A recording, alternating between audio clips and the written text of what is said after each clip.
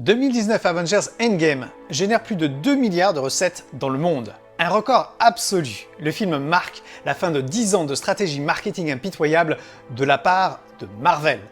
Une société qui avait pourtant fait faillite en 98. Comment en 20 ans Marvel est-elle passée de la faillite au succès qu'on lui connaît aujourd'hui? Quelle tactique la société a-t-elle mise en place pour parvenir à ses fins? Et sa concurrente DC, productrice des Batman, a-t-elle encore les moyens de lutter? C'est ce que nous allons découvrir dans cette vidéo.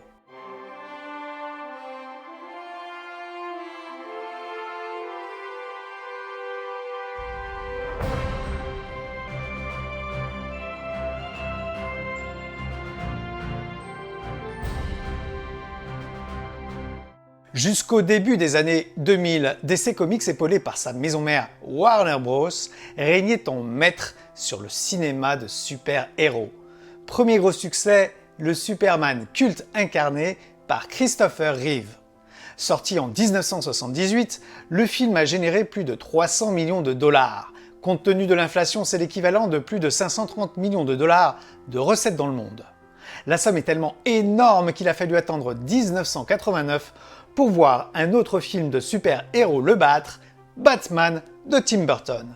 Toujours produit par le duo Warner et DC. Mais Superman comme Batman vont aussi connaître des déboires. Superman 3 et 4 déçoivent. Quant à Batman et Robin, cela s'avérera être l'un des pires nanars de l'histoire des super-héros. Nous sommes donc à la fin des années 90. DC et Warner règnent encore sur ce type de cinéma. De son côté, Marvel a accumulé les échecs. Captain America en 90, les 4 Fantastiques en 94, Nick Fury en 98 et même Daredevil en 2003 vont être boudés par le public. Seul le film Blade avec Wesley Snipes arrive à déplacer les foules en 1998. Cette année-là, Marvel est en faillite. Et pourtant cela va se révéler être une chance fantastique pour la maison d'édition née près de 60 ans plus tôt. Pour sauver sa peau, Marvel tente tout d'abord de revendre à Sony Pictures les droits d'adaptation de tous ses personnages les plus emblématiques. Spider-Man bien sûr, mais aussi Iron Man, Captain America, Thor ou Black Panther. Sony va pourtant rejeter cette offre à 25 millions de dollars, autant dire une broutille, pour se contenter de récupérer les droits de Spider-Man à 10 millions de dollars. Marvel va tout de même réussir à franchiser certains de ses personnages à la Fox, qui récupère ainsi les X-Men, les 4 Fantastiques et Deadpool. De son côté, Universal va sortir 2 films avec Hulk en 5 ans. Dès lors, une surenchère de super-héros va s'engager au cinéma. Restez avec nous. Dans la suite de cette vidéo, nous allons décortiquer 5 tactiques utilisées par Marvel pour battre sa grande rivale DC au cinéma. Cette vidéo vous plaît, n'oubliez pas de mettre un pouce en l'air pour nous soutenir, de vous abonner et de cliquer sur la petite cloche pour être notifié des prochaines vidéos Pop Marketing. Première tactique, submerger le marché. Malgré la faillite, Marvel a eu une sacrée chance. Les studios qui détiennent désormais les droits de certains de ses personnages ont fait du bon travail. La Fox avec les X-Men et Deadpool, Sony avec Spider-Man, seul Universal se plante avec Hulk, boudé par la critique et le public. Mais l'homme d'affaires qui vient de racheter Marvel, Avi Arad, va profiter de l'engouement autour de ses super-héros pour monter son propre studio. Grâce à un emprunt de 525 millions de dollars auprès d'une banque, il reprend les droits ciné de la plupart des héros Marvel comme Hulk, Black Widow ou Iron Man. En 10 ans, Marvel Studios produira une vingtaine de films, soit 2 films par an. En comptabilisant les productions de Sony et de la Fox, ce sont près de 60 films Marvel qui sont sortis au cinéma depuis 20 ans. Seuls en face Warner et DC ont du mal à suivre le rythme. Bien entendu, noyer le marché avec ses produits demande énormément d'argent et Marvel n'aurait pas pu le faire sans avoir emprunté un demi-milliard de dollars. Si vous vous demandiez pourquoi les startups courent après les investisseurs, vous avez la réponse. Avec beaucoup d'argent, on se donne les moyens de devenir leader en un minimum de temps.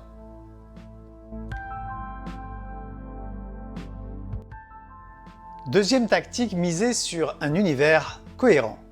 On ne vend jamais aussi bien son produit que lorsqu'on l'incarne, lorsqu'on y croit. À la fin des années 90, les comics ne se vendaient pas très bien, d'où la faillite de Marvel. Mais lorsqu'il a racheté la société, Avi Arad était persuadé que ses personnages avaient un énorme potentiel au cinéma. Une fois qu'il a pu récupérer les droits de la plupart d'entre eux, Avi Arad a fait appel à un véritable designer dans le sens américain du terme. En français, on peut le traduire par concepteur ou encore producteur. La jeune recrue, c'est Kevin Feige. Et c'est un véritable passionné de l'univers Marvel. C'est lui qui a conçu ce qu'on appelle aujourd'hui le MCU, le Marvel Cinematic Universe. Le MCU, c'est une galaxie de films qui tournent les uns autour des autres, tous reliés entre eux. On y trouve l'incroyable Hulk, mais surtout Iron Man et les Avengers. Il était exclu les films de la Fox et la plupart des films de Sony, faute de droit. Kevin Feige va être le Stan Lee du cinéma. Il va imprimer sa marque, celle de l'action bien entendu, mais aussi celle de l'humour. Les réalisateurs ne feront finalement que suivre sa vision. De son côté, DC a eu la stratégie inverse. Plutôt que de prendre des réalisateurs de films de commande, le studio a souvent fait appel à de véritables auteurs qui ont leur propre univers, comme Tim Burton, Christopher Nolan ou Zack Snyder. L'atmosphère sombre de leurs films avait séduit tant le public que la critique. Malheureusement, à partir des années 2000, sous la pression de Marvel, DC a manqué d'une vision globale et cohérente sur son univers cinématographique. À force de revirements, Warner et DC ont saboté la moitié de leurs films récents. Et ce sont les plus attendus qui ont le plus déçu. Batman v Superman, Justice League ou encore Suicide Squad. Marvel a finalement eu une stratégie analogue à celle d'Apple dans les années 2000. Steve Jobs avait alors tout misé sur un designer, Jonathan Ive. C'est lui qui fut le garant d'un design harmonieux et cohérent avec l'image de la marque, quel que soit le produit, iPod, iPhone ou iPad. Marvel comme Apple ont parfaitement réussi leur branding et s'imposent aujourd'hui comme des marques puissantes et connues de tous.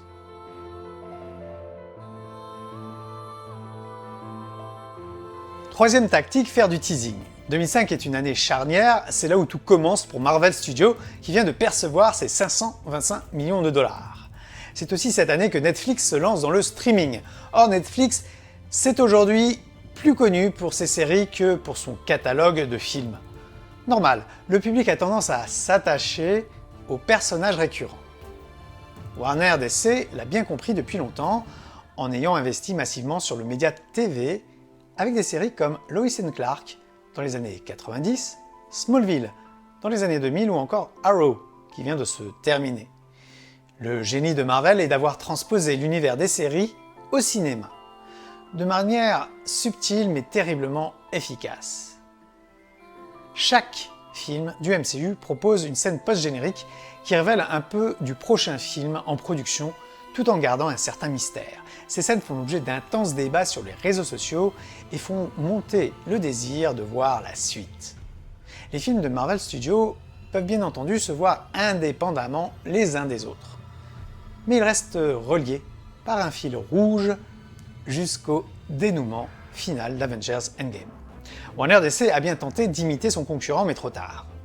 Du coup, le studio hollywoodien a voulu précipiter les choses, ne prenant pas le temps de créer une origin story pour chacun de ses personnages, avant de sortir Justice League dans la précipitation. Tout bon marketeur sait qu'il faut faire monter le désir petit à petit. On attire le client avec un produit séduisant et au moment où il sort sa carte bleue, on lui propose des options irrésistibles qui vont augmenter le panier d'achat. Lorsque vous achetez un menu au McDo, on vous propose immanquablement de passer à la formule XL. Et pourquoi pas un petit dessert pour compléter le tout. Bref, tout ce sur quoi vous pourriez succomber facilement. À la fin de chacun de ces films, Marvel vous glisse dans l'oreille « Tu en veux plus, alors attends de voir la suite ». Quatrième tactique. Reprendre les bonnes vieilles recettes des comics. Les marketeurs sont un peu flemmards. Dès qu'ils peuvent générer des ventes en reprenant les bonnes vieilles recettes, ils foncent. Marvel n'est pas en reste. Dès sa création dans les années 60, l'éditeur de comics s'était fortement inspiré du succès de son aîné, créé dans les années 30, DC Comics. Mais si Marvel s'était juste contenté de copier, elle aurait sans doute échoué. Elle a copié, mais en mieux. C'est bien DC qui a créé le concept d'équipe de super-héros avec la Justice Society of America. Marvel a rétorqué avec les 4 Fantastiques puis les Avengers, mais au cinéma, DC ne s'était jamais risqué à mettre en scène ce type d'équipe. Alors oui, il y a bien eu les Watchmen, et le film a eu un beau succès critique et public. Mais ça, c'était avant. Et puis DC a attendu 2016 pour réunir ses héros les plus emblématiques, les plus connus. Superman, Batman et Wonder Woman. Marvel va profiter de l'aubaine. Sortis 4 ans plus tôt, les Avengers seront le point d'orgue, le climax de la phase 1 du MCU. Le studio va proposer ses meilleurs super-héros, tous réunis, dans le même film, pour le prix d'un seul. Vous avez aimé Iron Man, Captain America ou Thor? Et bien désormais, vous aurez les 3 réunis, mais aussi Hulk et tout un tas d'autres super-héros, tous plus puissants les uns que les autres. Une sorte d'upgrade en quelque sorte. En marketing, on appelle ça de l'upselling. 5e tactique, avoir une identité forte. Alors tout le monde connaît Marvel et son logo, tout le monde connaît Warner et son logo. Oh wait, Warner c'est Bugs Bunny, non?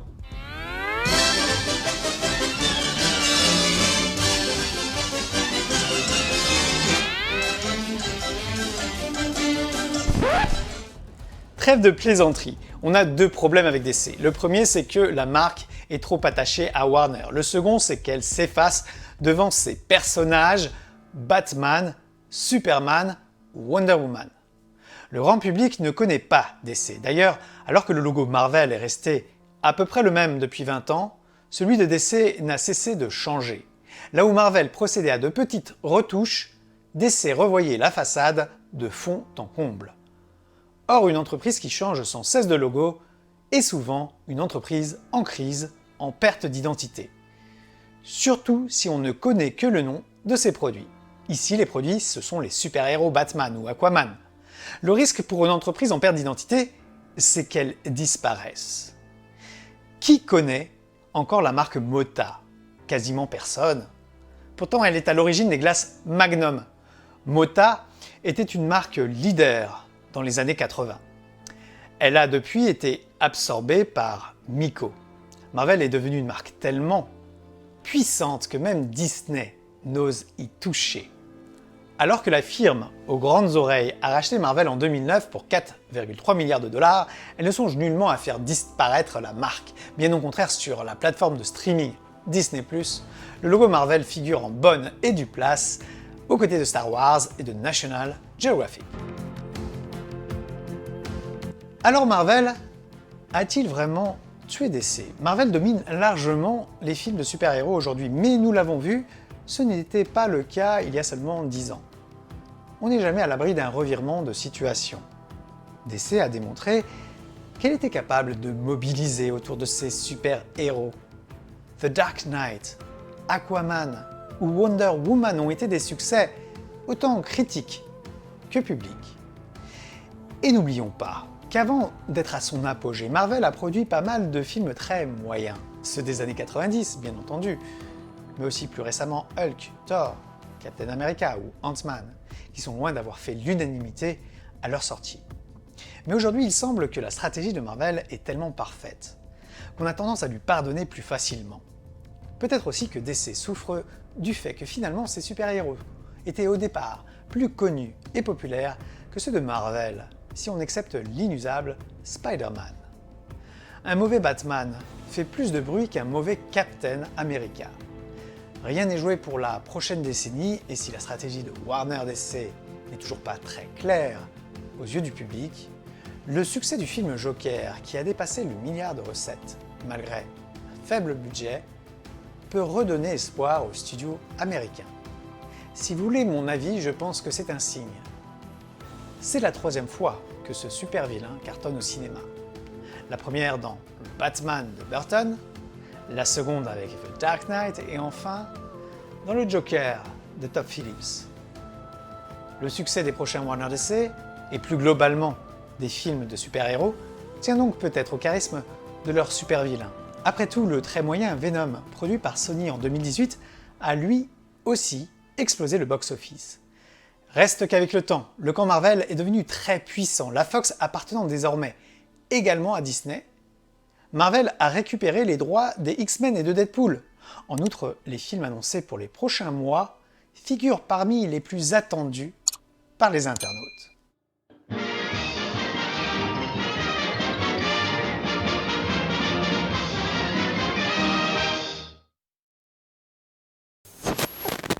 Hey, comment tu vas? Bon, t'as vu ma vidéo? Moi, j'ai pas été trop dur avec DC. Hein? Quoi? Putain, Superman l'a chié dessus.